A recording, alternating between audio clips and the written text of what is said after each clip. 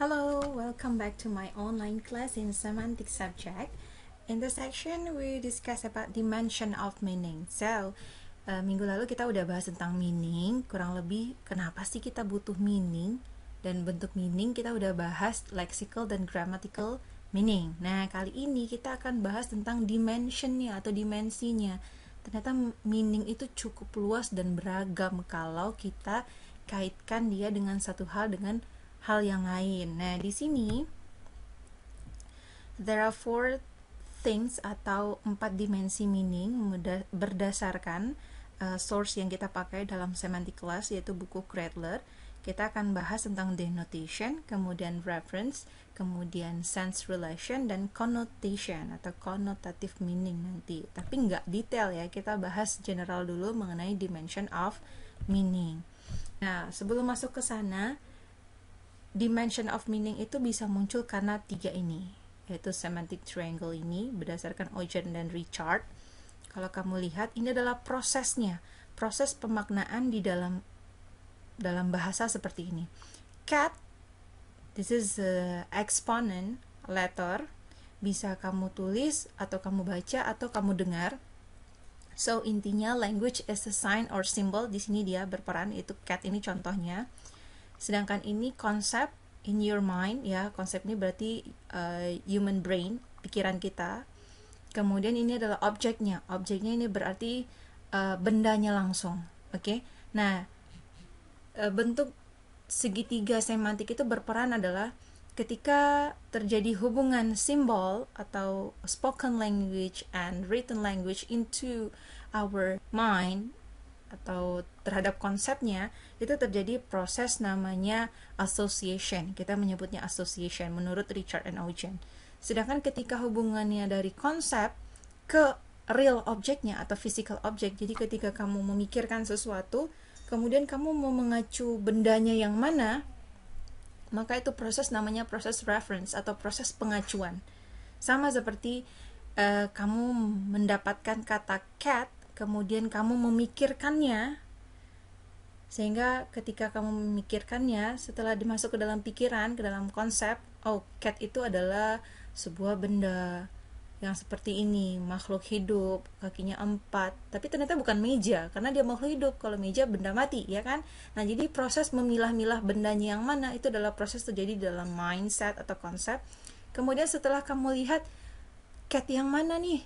Cat yang warnanya kuning, kucing hitam, kucing putih, kucing belang atau apa, itu terjadi proses reference. Sedangkan kalau proses meaningnya sendiri itu terjadi antara simbol dengan physical object. Ketika terjadi koneksi antara apa yang kamu baca dan apa yang kamu dengar dengan mengacu langsung pada objek yang dituju, itulah proses meaning. Jadi jalur cepat antara proses simbol, konsep, dan physical object itu adalah prosesnya meaning terjadi di sana. Kurang lebih keterangannya seperti ini. Indeks dari gambar tadi adalah Ogden Richard explain 3 things. Ada namanya association. Association itu terjadi adalah bound antara word atau simbol dengan konsep. Jadi yang ada tulisan cat tadi dengan pikiran kita. Sedangkan reference itu adalah proses antara konsep dengan objek, jadi antara pikiran kita dengan benda yang real. Kemudian ada proses meaning, yaitu terjadi antara objek dengan simbol atau simbol dengan objeknya. Itu yang disebut dengan proses meaning. Nah, kalau nanti kamu mendengar istilah konsep dalam semantik itu seperti apa sih? Konsep itu adalah mental image. Ya, konsep itu sama dengan mental image yang ada di dalam pikiran kita ketika you hear or read a word. Jadi ketika kamu mendengar atau membaca suatu kata, kemudian kamu memiliki mental image in your mind yang merupakan representasi dari kata-kata itu, itulah yang disebut dengan konsep. Oke?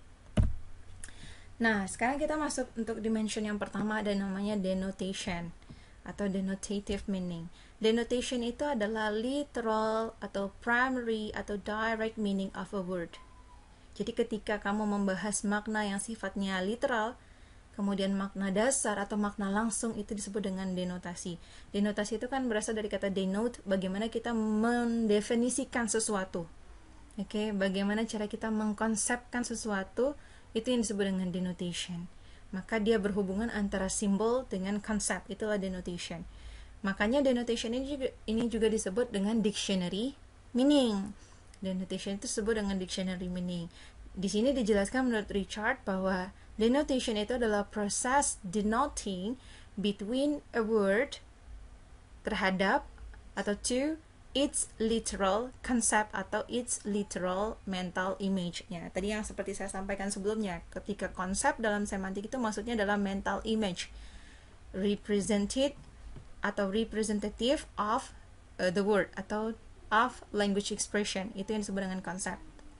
Dan proses denotation itu terjadi, kalau kita mau lihat yang tadi, proses denotation itu terjadi antara simbolnya ke konsep, literal meaning atau primary meaning atau direct meaning atau dictionary meaning dari simbol menuju konsepnya. Itu yang namanya denotation. Nah, ini contohnya. When you hear or when you read carrot, ada kata carrot, maka kamu memiliki mental image atau konsep benda, vegetables, kemudian orange warnanya, kemudian dia tumbuh di tanah, kemudian dimakan oleh kelinci, sayur bagi manusia, dan lain-lainnya. Itu adalah secara general arti carrot, ya kan? Sama juga dengan benda-benda yang lain yang sifatnya denotation, berarti kamu pasti punya segelintir konsep-konsep mengenai benda itu sehingga kamu bisa mendenote benda itu, kamu bisa mendefinisikan sesuatu itu. Itu disebut dengan denotation. Reference itu apa? Nah, ketika kita sudah masuk ke detailnya, kita pasti butuh sesuatu dong, kita butuh petunjuk. Coba ambilkan wortel itu, atau coba bayangkan wortel. Nah, pasti setiap kita memiliki bayangan yang berbeda-beda tentang carrot atau tentang wortel. Mau import carrot kah, atau local carrot, atau malah carrot yang ada yang rusak, atau yang pendek, atau yang udah terpotong-potong, atau yang sudah dikulitin. Pasti beda-beda bentuk carrot yang ada di dalam konsep atau in our mental image. So, proses untuk mengerucutkan denotation dari suatu objek ke hal yang spesifik atau ke particular situation, kita butuh reference. Dan itu sistem atau proses yang terjadi adalah proses reference namanya. Ketika our knowledge atau our mind needs something to relate the word to single object or single mental image, itu pasti dibutuhkanlah reference. Reference itu dalam sinteks lagi. Reference dalam semantik seperti apa bentuknya? Misal, nih, dengan penggunaannya reference, kita tahu atau kita bisa mengacu pada hal yang tepat. Kita bisa menggunakan seperti reference this, atau the, atau atau that, atau banyak lagi bentuk-bentuk language expression lainnya yang menyebabkan hal yang sudah kita denote tadi menjadi lebih spesifik lagi. Jadi kita bisa tahu apa nih situasi atau particular situation dari bahasa yang kita pakai atau apa yang dimaksudkan oleh si penutur. Itu gunanya reference. Oke, jadi setelah ada proses denotation, kita butuh lagi proses reference namanya. Kalau dikaitkan antara reference dan denotation ini adalah denotation is a knowledge speakers have related to concept of language expression. Jadi itu knowledge-nya atau mental image yang dimiliki oleh setiap speaker dan hearer ketika mereka mau menggunakan language expression. Tapi hal detail, hal teknis yang dibutuhkan untuk mengetahui apa yang dimaksud, objek apa yang sedang dimaksud, kita butuh reference. The way of speakers and hearers use language expression to guide the speakers and hearers knowledge to understand the single object mean. Jadi ketika kamu sudah tahu suatu objek, kemudian kamu tahu denotative meaningnya, tapi kamu nggak akan bisa tahu benda apa yang mau diacu oleh si penutur ini. Supaya bisa tahu mana benda yang diacu, kamu harus pakai reference. Jadi nggak cukup memaknai sesuatu itu dengan denotative meaning saja, tapi butuh reference juga. Contoh lainnya, Misalnya kayak pintu, door. Kita bisa tahu pintu itu berbeda dengan lemari, dengan meja karena kita punya knowledge mengenai pintu. Itu namanya denotation, meaning of the door, kata door. Tapi pintu mana yang dimaksud? Apakah pintu rumah, pintu kamar mandi, pintu ruang tamu, pintu dapur? Kita nggak bisa tahu. Nah, kita butuhkan reference untuk tahu particular of language use yang digunakan saat berbicara. Oke, jadi itu kaitannya antara denotation and reference.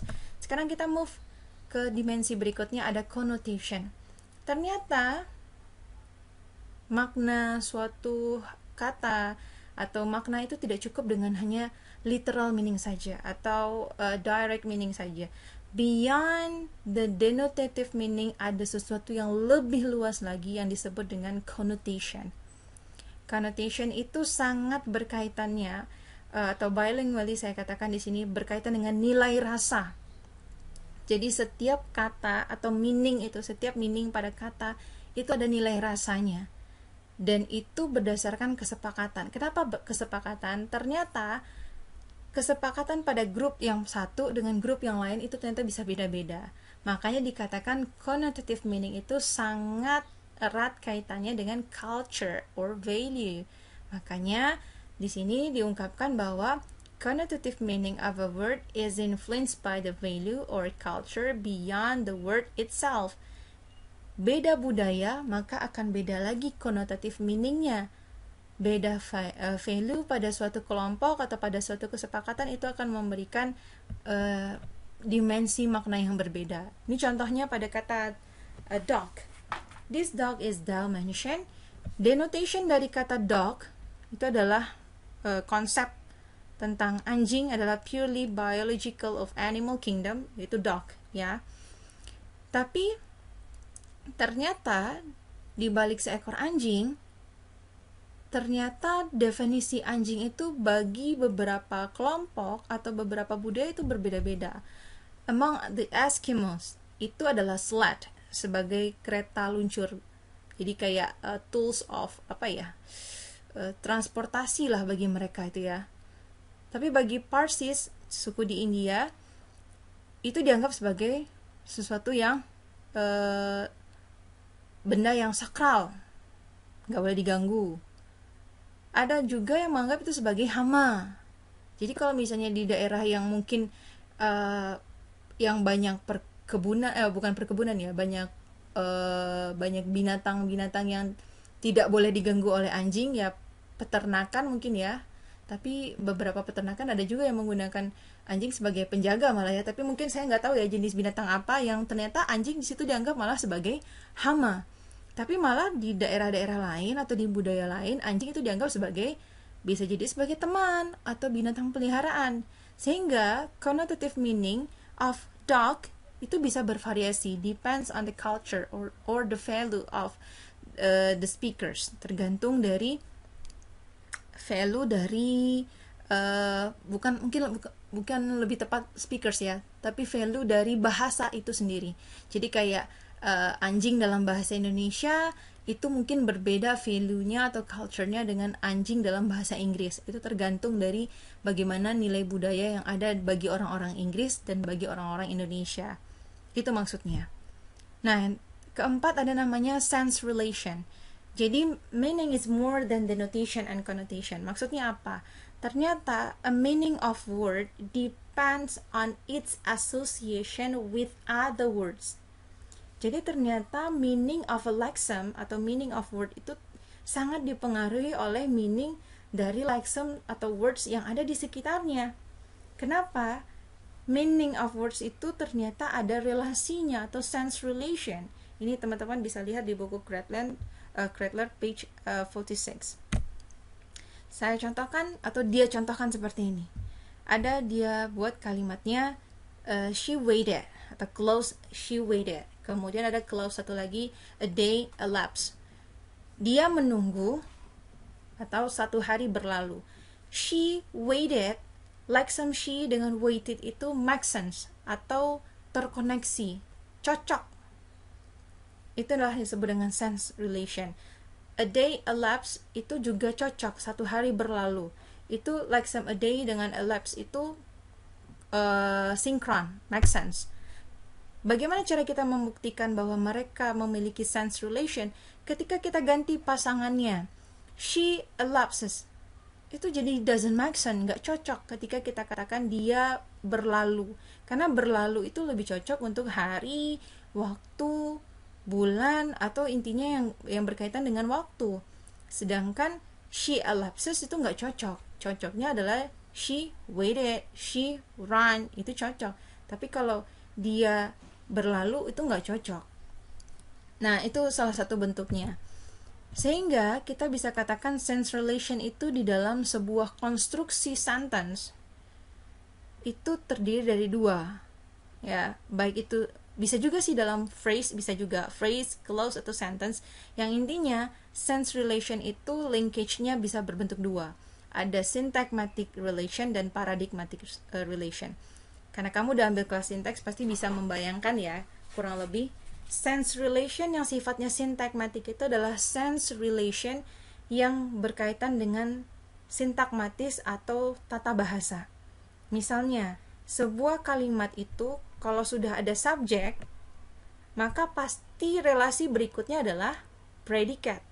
Kalau sudah ada predikat, kemungkinan relasi berikutnya adalah objek atau complement. Itu nggak mungkin yang lain di dalam bahasa Inggris ya. Sehingga sebuah kalimat syntagmatic relationnya sudah terlihat pola sintaksisnya. Atau juga dalam frasa. Dalam frasa kalau sudah ada modifier-nya, maka sesudahnya pasti had, atau sesudahnya modifier had. Intinya pasti had-nya di paling akhir. Itu namanya syntagmatic relation di dalam phrase. Atau juga bisa nanti yang lebih besar seperti tadi di dalam sentence. Kalau paradigmatik itu sifatnya bukan tata bahasanya, tapi kemungkinan-kemungkinan yang mengisi pola-pola tersebut. Itu yang disebut dengan paradigmatic relation. Bisa kita katakan seperti ini. Syntagmatic relation itu adalah hubungan lexem dengan lexem lain yang muncul di dalam konstruksi yang sama. So relation of lexem with other lexem which it occurs in the same construction. Constructionnya bisa phrase, bisa sentence. Jadi kalau phrase berarti lexem modifier yang bekerja sama dengan lexem had, itu phrase. Kalau sentence berarti lexem yang mengisi subjek, koneksi dengan predikat, koneksi dengan objek atau complement. Itu namanya syntagmatic relation. Dan itu biasanya sequence. So, kita bisa katakan syntagmatic itu adalah the mutual association of two or more words in a sequence. Sequence maksudnya di sini adalah sequence berdasarkan pola. Subjek, predikat. Kalau dalam bahasa Inggris. Atau modifier had dalam bahasa Inggris juga. Kalau dalam bahasa Indonesianya mungkin dibalik had dengan modifier. Itu namanya syntagmatic. Nah, paradigmatic itu namanya relation of choice. We choose from among number of possible words that can fill the same blank. Blank yang mana? Yang polanya tadi. Jadi ketika kita memiliki kemungkinan-kemungkinan atau possibility untuk mengisi pola, mengisi slot-slot di dalam phrase atau slot-slot di dalam sentence, itulah yang disebut dengan paradigmatic. So, paradigmatik ini sifatnya lebih pilihan kata atau pilihan makna yang bisa kita pakai untuk mengkonstruk phrase atau sentence yang sama. Yang sama dalam artian polanya ya. Nah, di sini contohnya. The ridiculous girl fell into the pond. Ini adalah sebuah sentence. Sebuah sentence ini menjadi meaningful sentence karena dia mengandung sense relation di sini. Pertama, dia memiliki syntagmatic relation yang membuat kalimat ini menjadi meaningful, yaitu terdiri dari subject, predikat, complement. Subjeknya terdiri dari ada article, kemudian ada adjective, ada headnya, nomina, ya kan? Maka subjeknya terdiri dari noun phrase. Ada the ridiculous girl, headnya adalah girl, kemudian adjektifnya adalah ridiculous, kemudian dia ada article the. Kemudian ada predikatnya yaitu verb fell. Kemudian ada complementnya into the pond. Ada preposition dan nomina. Oke? Itu adalah sintakmatik, polanya. Berarti ada subjek, predikat, dan keterangan. Tapi, apakah untuk membuat sebuah kalimat, setiap kalimat kita bikin selalu ridiculous saja? Kan enggak, kita bisa menciptakan kalimat-kalimat yang lain dengan cara mengganti slot yang sama dengan pilihan yang lain. Nah, kemampuan untuk mengisi slot yang sama dengan pilihan-pilihan kata yang lain, itulah yang namanya paradigmatic relation. Kita bisa ganti kata sifat ridiculous itu dengan berbagai macam bentuk kata sifat. Ada silly, foolish, dan lainnya. Sedangkan nomina girl, kita bisa ganti dengan bentuk lainnya juga. Bisa woman, lady, princess, dan lainnya. Verb fell ini kita juga bisa ganti dengan jumped, tripped, dan lain-lainnya. Atau run, bisa juga. Kemudian pondnya kita juga bisa ganti dengan river, lake, dan lain-lainnya. Ini adalah possibility yang memungkinkan untuk mengisi slot yang sama, dan inilah kombinasi antara syntagmatic and paradigmatic. So, when you write a meaningful phrase or meaningful sentence, it means that kamu sudah mengkombinasikan sequence of words yang mana dia sudah memiliki sense relation.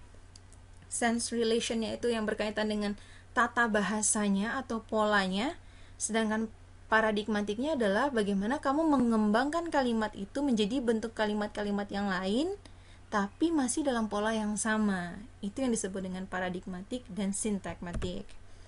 Ini contoh yang lain. For example, we are studying semantic right now.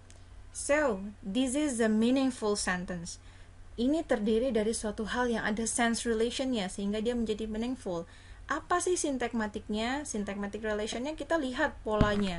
Ini terdiri dari subjek, kemudian ada predikat, ada objek, ada keterangan waktu. Sehingga ini ada SVOC atau complement. Yang mengisi subjeknya ada pronoun. Yang mengisi verbnya ada be verb, ing. Kemudian ada objeknya semantik, kemudian complement atau keterangan waktunya the right now. Ini adalah sintakmatiknya. Kemudian kalau kita ingin mengembangkannya dalam bentuk yang lain, kita kerjakan paradigmatic relationnya. Kita jadikan dia bentuk yang lain. Nah, possibility kamu untuk menciptakan dia menjadi kalimat-kalimat yang lain tapi polanya masih sama dan masih make sense, itulah yang disebut dengan paradigmatic relation. Okay? So, conclusion. As the conclusion of dimension of meaning, pertama, literal or primary atau direct meaning itu disebut dengan denotation. Okay? Itu adalah proses di mana kamu mendenote sebuah kata atau simbol terhadap its literal concept. Itu hubungannya. Dan to know exactly a particular situation of language used, including what the speaker mean, we need reference. Yang saya katakan tadi, kita bisa tahu itu adalah wortel, tapi wortelnya yang mana, yang import kah, yang lokal kah, yang rusak kah, itu kita butuh reference. Yang inikah atau yang itukah, itu butuh reference. Kemudian, a meaning of word also needs a relational aspect atau sense relation. Jadi meaning itu bisa menjadi exist ketika dia tepat secara sintakmatis dan tepat secara paradigmatis, ya. Kemudian, karena meaning dari sebuah kata itu juga bergantung pada kata-kata yang ada di sekitarnya. Makanya sintakmatik dan paradigmatik itu juga perlu dan memang ada kenyataannya. Karena kalau kamu ingin memaknai suatu kata, kalau nggak memperhatikan kata-kata di sekitarnya, kita nggak akan bisa memahaminya. Dan kata-kata yang ada di sekitarnya itu sangat membantu sekali untuk memahami sebuah kata yang mau kita maksud. Terakhir, di balik adanya makna denotatif, setiap kata itu juga ada yang namanya connotative meaning. Dan connotative meaning ini sangat dipengaruhi oleh value atau culture dari bahasa itu sendiri. Nah, reference-nya ini Cradler Charles. Bukunya silahkan diakses di web. Exercise untuk pekan ini ada 2. Exercise 1-nya pertama, find out two words in Indonesian language that have similar denotation but differ in connotation. So do it in English. Berarti kamu akan ketemu 4 buah kata nanti, 2 Indonesia, 2 Inggris, yang sama denotation tapi beda connotation. Okay? Exercise 2-nya, find out a short text in English. Kemudian ambil 5 sentences dari yang ada di dalam teks tersebut. Kemudian identify dan gambarkan bagaimana hubungan syntagmatic and paradigmatic relation dalam setiap kalimat yang kamu dapatkan. Jadi syntagmatiknya bagaimana, kemudian paradigmatiknya bagaimana. Buktikan, karena kalau paradigmatik itu harus dibuktikan dengan cara kamu buat kalimat baru dengan pola sintaksisnya yang sama tapi choice of word-nya yang berbeda. Okay, I think that's all for today. Thank you for hearing my lesson for this week. I hope that you can understand. Kemudian please do the exercise at home. If you have any question, you can contact me. Bye-bye.